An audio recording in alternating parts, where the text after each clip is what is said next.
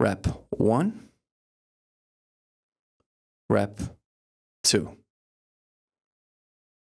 And here, I mentally checked out. I didn't feel like it. I wanted to drop the kettlebell instantly. In this video, I'm giving you my brutally honest reaction to my performance at the IKO World Championship 2025. As far as I'm concerned, I got my Master of Sport in snatch with the 32 kg kettlebell with 100 reps, but I have to see what the judges are saying. So expect a lot of videos about this because this was such a major experience in terms of learning, in terms of lessons, in terms of effort, that I have to talk about this quite often on this channel now. And if you're over 40 and you want to become strong, fit, and lean without going to the gym twice as fast, download my free ebook in the first link in the description. Grüezi miteinander, Gregory von Lebe hier. Oof, what an experience. As I mentioned in the beginning, I have a lot in store for you. I want to invite Dennis back on the podcast to have a conversation with him about what happened, to extrapolate upon my experience, see what I did well, see where I went wrong. Then I'm going to talk about my prep. And by the way, I'm going to put all of my 40 workouts that I filmed to prep for my Road to Master of Sport in a course. I'm going to put it on Kettlebell Plus, so if you're a member, you'll get access to it as a member, but it's also going to be available as a one-time payment. But without further ado, let's jump right into the reaction. It's going to be brutal and it's going to be raw. You are able to participate online, which means you have to send in your material, your footage, if you can't compete in person. And this has to happen before the actual live event with the in-person crowd is happening. And this is what I love about Dennis Vasilev, who sits at the helm of the IKO. He looks towards the future and he wants everybody to participate. Doesn't matter where you're from, who you are. And Dennis is just an awesome person. He's so in love with the sport that he says, you know what?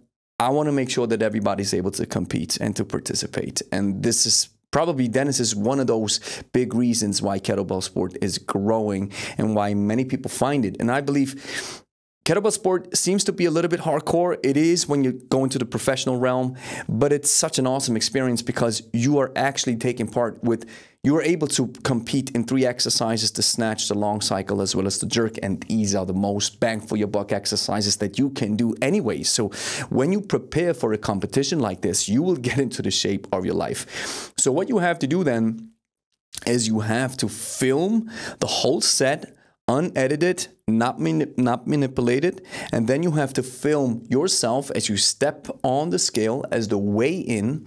Then you have to put the kettlebell on the scale to see that you're actually using the proper kettlebell, which you signed up for, and then the date and time has to be visible, and this happened right here. So here's the weigh-in. So, and as you can see, my warm-up took 20 minutes. I took 20 minutes to warm up. By the way, the IKO is the only, or one of those rare institutions that allow the pro kettlebell to be used. And I don't even know if it's rare. I think many institutions are now finding that the pro kettlebell is such an awesome kettlebell that you are able to participate with it as well. Again, one of the reasons why I went with the IKO, because I think Dennis is awesome. I want to get my Master of Sport under the IKO, and the pro kettlebell is the best kettlebell ever. And by the way, if you want to get one, you can purchase one with the link in the description and save 10% if you use the code Lebe at checkout. And one of the reasons why I wanted to do this live is because you get the raw feeling of being part at a competition.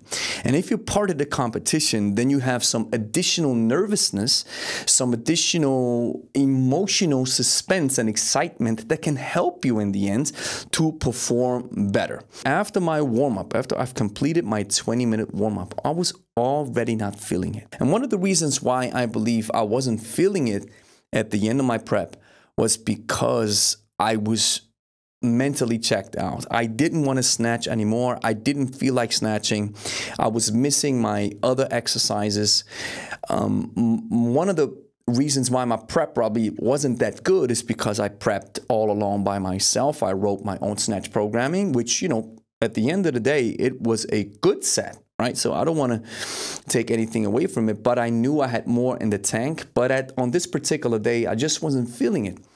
And finally, so many things happened in 2025 which stretched myself so thin there is a whirlwind of change happening. It happened in the beginning of the year, and it continues to do so, which might have messed with my mental preparedness to a certain extent. And these are not supposed to be excuses. What I'm trying to find is the culprits as to why my performance wasn't that good, because at the last competition in November, the IKFF competition, I was mentally way better, and the kettlebell, the 32, felt so light. It felt so easy. So if I aimed for 100 plus reps at the IKFF championship, I would have probably gotten it, but this time I just wasn't feeling it.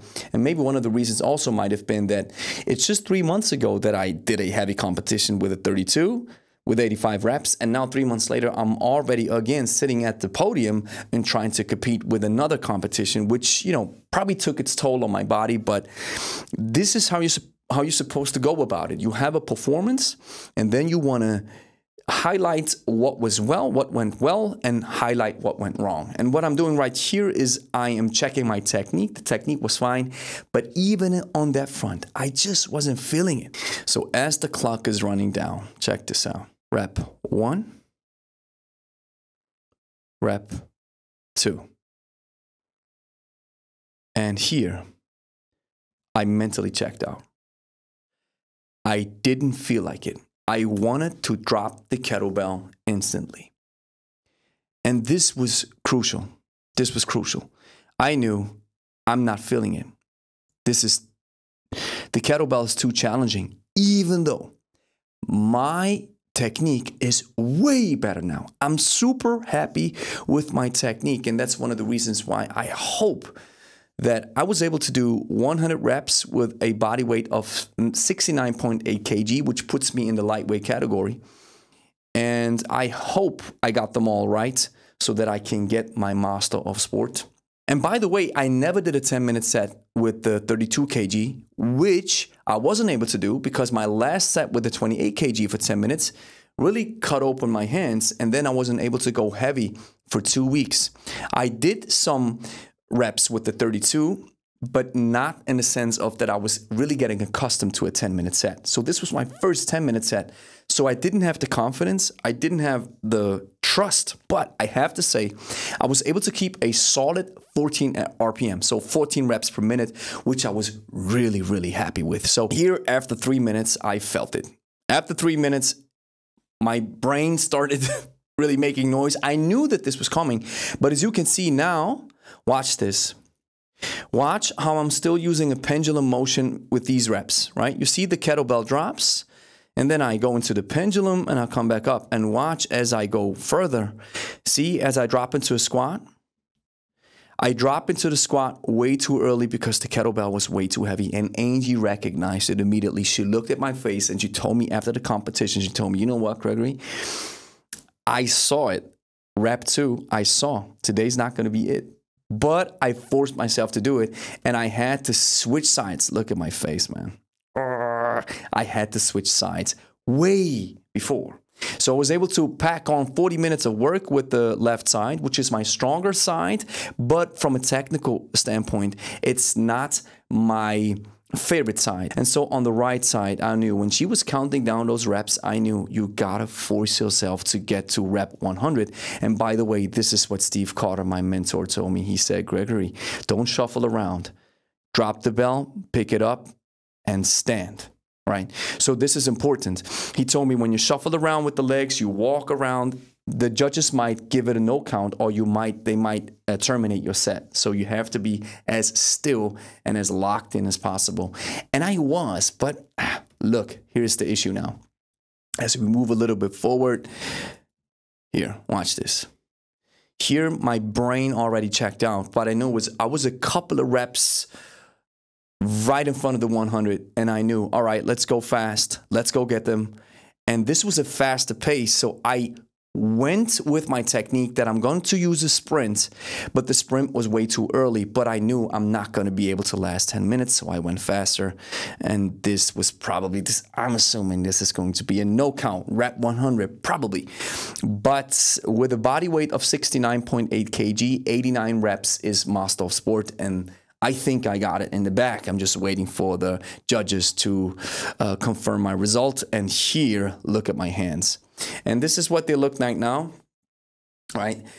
And these are the weak spots. Normally you grab the kettlebell up here, but the heavy ones, once you get into a sprint, I had the grab the kettlebell below, right on my palm. And this is where the skin tears happened. And they happened because this one was already weak and this one was already weak from the prep. I did it, and this is my mother. Look at my mama. This is so beautiful. She told me, hey, honey, you did it. Are you? And I said, Mom, you happy? And she's like, yeah, I'm so happy. She was crying. And for those of you who don't know, my dad just passed. It's 4 weeks ago or 3.5 weeks ago. So yeah. Again, these are not excuses, just many things happen. Seeing this, I recognize with a 14 RPM, I have 140 reps in the tank. And I want to get Master of Sport International class. Funny thing is, I've dieted down a little bit, so I was a little bit too heavy. I've dieted down, and then I actually fell below into the second weight class. I used to be a super lightweight, now I'm a lightweight, and my body feels 100% comfortable. I'm setting my sights on MSIC now, but this time I'm going to get the help of Dennis Vasilev. I'm going to ask him and say, Dennis, would you be my coach? Would you write my snatch programming to get the MSIC? I'm going to ask him what is a projected date where he says you're probably ready after training cycle number 2 or 3 or 4.